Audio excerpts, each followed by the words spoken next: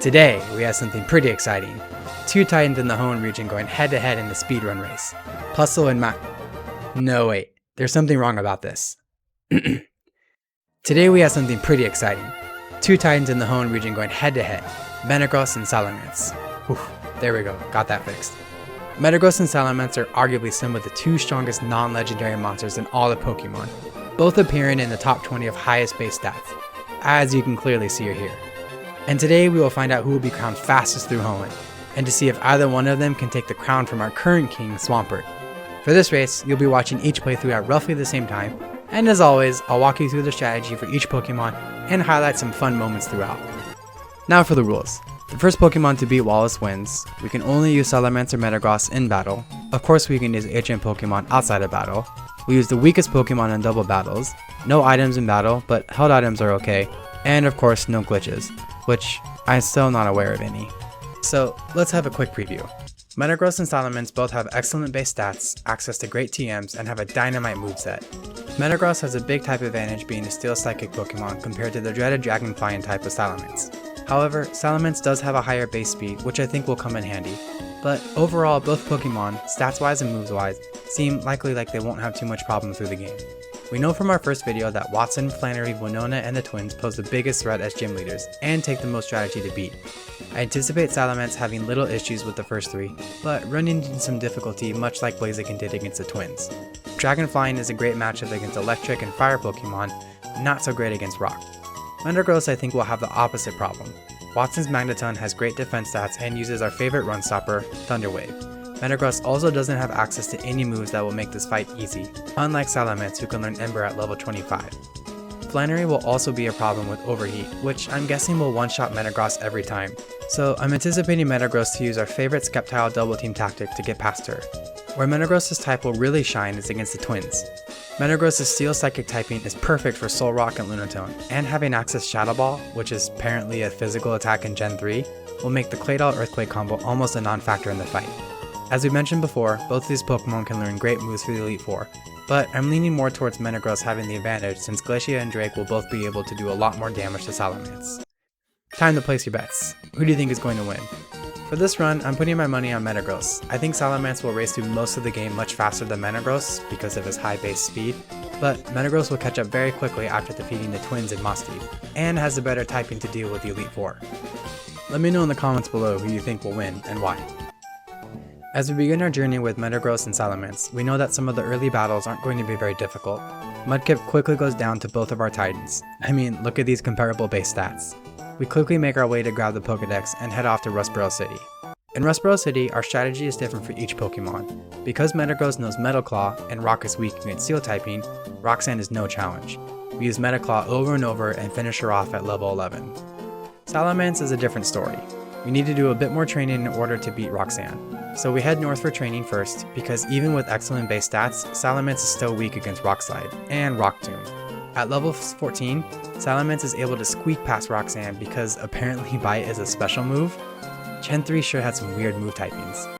We breeze through our rival and head for Dewford Town. Oh, we also caught our lovely Zigzagoon and Tailo as well. Not to mention we now have access to Rock Tomb.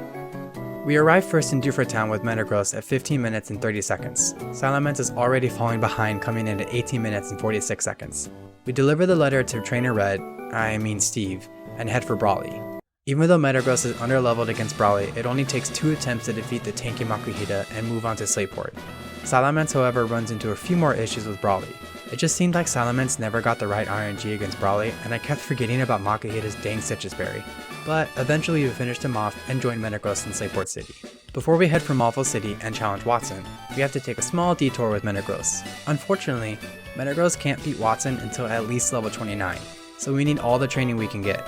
At this point, Salamence is able to catch up a little bit because it learns Ember at level 25, and will make quicker work of Watson. It's kind of comical facing off against our rival in this run with Salamence and Metagross. In past runs with Sceptile and Blaziken and Swampert, these fights always required a decent amount of strategy, especially the rival fight between Slateport and Mauville. Yet, when we arrive at our rival with Metagross and Salamence, Brendan goes down without much of a challenge. I get a little scared when Marshtomp uses Bite against Metagross, but we luck out with taking down Marshtomp. At this point in the game, Wally has a waltz, and well, there's not really much to say here. Like I mentioned before, Metagross has some serious leveling up to do in order to beat Watson, and Salamence needs to be at level 25 so we can take out Magneton with Ember. So let's just fast forward through all this and get straight to Salamence's first fight against Watson. Voltorb goes down to 2 quick bites. So far so good. Electrike, same thing, 2 quick bites and we move on. Except for some reason we get paralyzed by Electrike because of his static ability. Because Bite is a physical type move, right? Yeah, that makes sense, I'm using my teeth. Except in Gen 3, Bite gets classified as a special move, which means it shouldn't make contact, right? First Dragon Claw, now Bite? What is up with Gen 3 move typing? Anyways, being paralyzed makes the Magneton fight too hard, so we have to start again. We make it back to Magneton, get off 2 quick embers and then again get paralyzed, then confused, and Magneton makes quick work of us. We get so close again the 3rd time, but you guessed it, being paralyzed takes us out. We return at level 26, yet somehow again we use Bite and end up being paralyzed by Electrike. We get past Magneton and immediately die to Manectric. Things are beginning to look more promising though. We make it back to Manectric and almost take it out with a critical hit. Okay, now for round 5. We make it back to Manectric with things not looking very promising, but land a critical hit with Headbutt and move on to my favorite part of the game, Numel hunting. Metagross' strategy is a little different. In my first playthroughs, it took until level 31 for me to finally beat Watson. I thought this time it was going to be much of the same, but this time we get some great luck when Supersonic missed and we took out the dreaded Magneton and finished off Manectric with just a wee bit of HP left. Off to Numel. Metagross is still in first place at 49 minutes and 54 seconds, but Salamence significantly closed the gap and checks in at 50 minutes and 3 seconds. Only 11 seconds separate these two. This is shaping up to be a pretty exciting race. It seems like Watson was the great equalizer for Salamence, and given the next few fights are against Flannery and Maxie, Salamence is in a great position to take the lead. One cool trick that I have now learned is how to skip what I thought were some mandatory fights. After exiting Mount Cove, we can use Rock Smash here to bypass at least 2 mandatory trainer fights. Are there any other ways that you can think we could reduce our time? Let me know. Maxie doesn't prove to be much of a challenge for Metagross or Salamence, both winning on their first tries. Something that I didn't know until now is that you can actually get the TM for return as soon as you beat Maxie the first time, and because of how useful it was for Swampert, I decided to pick it up this time around. Since Fire is weak to Dragon types, Flannery proves to be no problem, and Salamence moves on after the first attempt, even if Torkoal had other ideas in mind. We know that Fire wrecks Steel types, so let's see how Metagross fares. Overheat KOs Metagross pretty easily during these fights. I mean, even the the legendary Numel can one-hit KO Metagross. So what's the strategy? At least with Sceptile we could use Dig, but Metagross can't learn Dig. So we teach Metagross Double Team and Return and pray that Overheat doesn't hit us. On the 6th fight, we get so close bringing Torkoal to red health, but with just 1 hit from Overheat, the battle's over. Luckily, after only 9 attempts and dodging 5 overheats in the battle, we come away victorious and move on to Dad and Pelipper Gym. Now, if we zoom out to see where Salamence is, he's already finished Dad and is headed for Winona. Seems like the tables have turned on us, Metagross? Dad proves to be little to no match for Metagross. Being a Steel type with access to Return this early in the game, Metagross can tank basically all of Dad's moves, and the feared base stat king, Slaking, does paltry damage. Even after falling asleep and being healed twice, Metagross is still able to take Slaking out. Did you know that Slaking's ability makes it loaf around every other turn? Of course you did. You're watching this because you're a Pokemon nerd like me. So for this fight, you have to be really careful against this Slaking that knows counter on solo runs. You'll notice that in this run, I switch off between Confusion and Return, trying to make sure that Slaking doesn't get to use counter against me and take me on in 1 hit. After finishing off Dad, we beeline it for Winona in Fort Tree City. There is nothing special about our rival fights when we have Metagross and Salamence, so we'll just move on.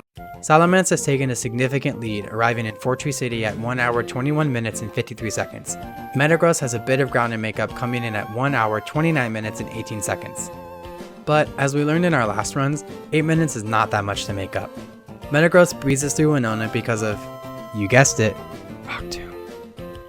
Salamence has a little bit more difficulty, but moves on after a few attempts skating by Skarmory with just a little bit of HP left. Maxie causes no problem for either Pokemon, and this big Gunt ride doesn't deserve any screen time, so we'll just move on. Arguably the hardest fight in the solo runs is against the twins in Moss Deep City, so before fighting them, let's have a quick check-in. Salamence is still holding on to first place even after an unexpected difficult fight with Winona, clocking in at 1 hour, 54 minutes, and 49 seconds. Metagross has closed the 8-minute gap to about 30 seconds, clocking in at 1 hour, 55 minutes, and 29 seconds. Seems like these two are destined to be neck and neck the whole way, huh? Well, let's just take a quick preview of the rest of the game. The twins are always difficult in any run, but Metagross has a distinct advantage over Salamence. Metagross is a Steel and Psychic type, so the only move we really have to worry about is Earthquake from Claydol. Oh, not to mention that Metagross can also learn Shadow Ball, which is obviously a special type attack, so it won't get the stat boost from Metagross' high attack stat anyways. So with that in mind, let's just look ahead to our next main battles, a little quick preview. Hoenn is a Water type trainer, so that should be fairly even, right? Sydney is Dark type, but both Metagross and Salamence can learn Brick Break, so we'll say that's even too. Phoebe has Ghost type Pokemon, and since Metagross has access to Shadow Ball, it gives it a big advantage over Salamence. Glacia has Ice type Pokemon, so yeah, Metagross. Drake is a Dragon type trainer, and Salamence will have access to Dragon Claw by this point, so we'll give this one to Salamence. And Wallace also has Water type, so we'll say that there's no advantage to Salamence or Metagross. But wait, let's rewind all of that and just take a closer look at those movesets. Hoenn has 2 Pokemon that know an Ice move. Phoebe's second Dusclops knows Ice Beam, which means Salamence will have to dodge Curse from the first Dusclops and Ice Beam from the second. All of Glacia's Pokemon know Ice moves, and for some reason Pokemon wanted to make Dragon super effective against Dragon. And just when you think it couldn't get any worse, Wailord, Tentacruel, and Melodic all know Ice Beam or Blizzard. Friends, even with the max incense, things do not look very promising for Salamence. And sadly, that's exactly what happens. Metagross blows by the twins at level 46, takes Hoenn out at level 49, and ends up dying against Glacia at level 54. And if we zoom out to see where Salamence is at this point, well, he just finished off the twins. We can maybe safely assume that this race is over. We finally get to Drake for the first time with Metagross at 2 hours, 38 minutes, and 40 seconds, and sadly see that Salamence has yet to finish off Hoenn. As Metagross gets ready to fight Wallace for the first time, Salamence is just about to get to the Elite Four. Now, I know what you're all thinking. All Salamence needs to do is sweep the Elite Four, dodge most of the Ice-type moves, not be KO'd by Dragon Claw against Drake, and somehow survive Blizzard from Wailord, and back-to-back Ice Beams from Tentacruel and Melodic, and it'll be the champion. Easy stuff, right? Yeah, not really. At level 54, Salamence barely gets past Sydney, and we get off to a great start against Phoebe until... well, so much for dodging all those ice moves. It isn't until Salamence is at level 69 where we can finally survive an Ice Beam from Walrein and move on to Drake. At level 70, we have our first chance against Wallace. But friends, this fight is just unfair. Blizzard and Ice Beam both one-hit KO Salamence, and the odds of dodging all 3 and still being able to KO Wallace's Gyarados, who also knows Hyper Beam, is just not happening.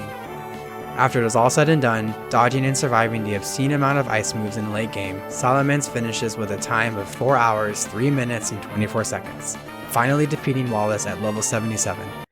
At this point, I honestly wonder if Shelgon could have a better time. So we already know Metagross won this race, but let's see if Metagross can take out our reigning king, Swampert. At level 65, we get close to finishing off Wallace, but just simply don't have enough firepower yet. We return at level 78 and armed with Hyper Beam. On our second attempt, we get a lucky stat boost from Meteor Mash against Wailord, and from here, it's a nice clean sweep of Wallace's team. Wailord goes down to return, Wishcash to return, Gyarados to Hyper Beam, Tentacruel to Earthquake, Ludicolo to return, and Melodic also to Hyper Beam. And at 2 hours, 53 minutes, and 25 seconds, almost 50 minutes faster than our previous champion Swampert, we have not only a clear winner of the race, but also a new fastest through Hoenn champion. Okay, let's debrief.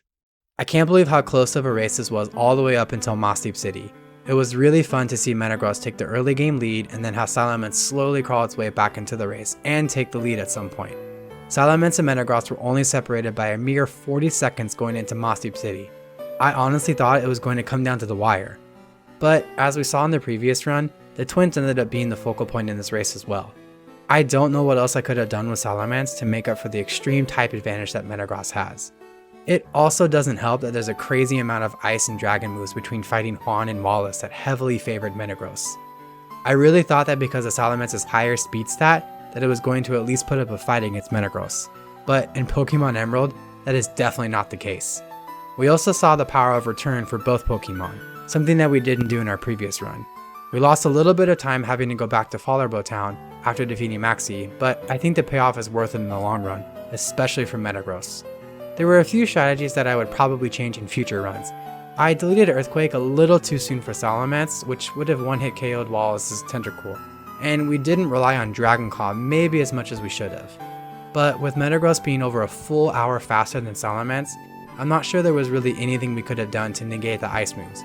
I suppose if you could get enough money to buy Flamethrower or Fire Blast, that would make Glacia an easier fight, but we'd still be dealing with Wallace in the end.